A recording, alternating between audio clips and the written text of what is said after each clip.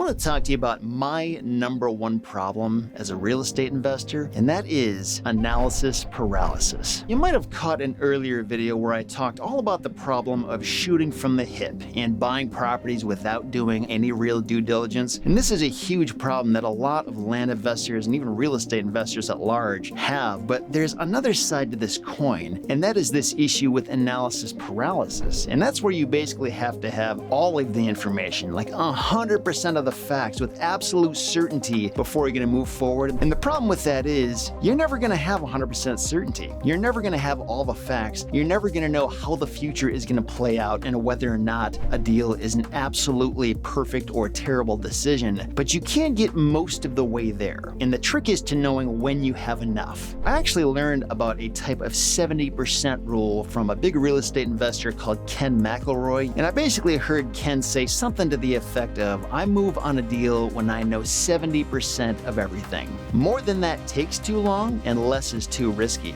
And when I heard this for the first time, it was such a breath of fresh air and almost kind of a relief to me because it gave me permission to move forward without having to know everything. And then also it gave me a really good target to hit when I was doing my due diligence, so I would kind of know when I had enough information and when I should rightfully feel confident moving forward on the deal, even though I didn't know it all. I think it makes a really good point about getting comfortable with some level of uncertainty because you simply have to.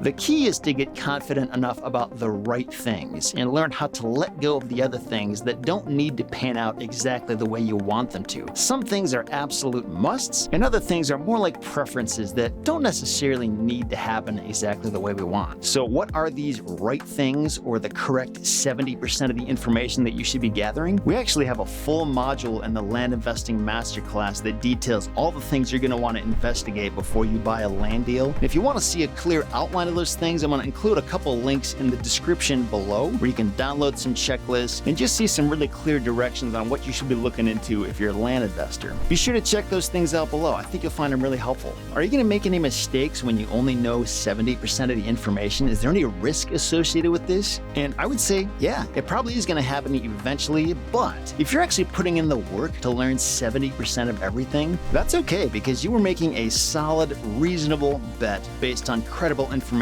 and you weren't being lazy about your due diligence. You actually put in the work to get most of the way there. And obviously 70% isn't everything, but it's still a lot of information. If mistakes happen after you've gathered this much data, it's not going to be because you were gambling on the deal. It'll be because you made a good, reasonable decision with plenty of credible information. And if you do discover critical information gaps in the process, these will be big lessons that you'll only need to learn once. And that kind of experience is gold. So what do you think? Is 70% enough information, or do you need more? Have you figured out any ways to overcome analysis paralysis? Does anybody else out there struggle with this at all, or am I the only one? Leave a comment below and let me know what you think. I'd love to hear your thoughts. And if you want to learn about some other proven ways to do better in your land business, be sure to like this video, subscribe to this channel if you want to see more, and check out this next video right here. I'll see you there.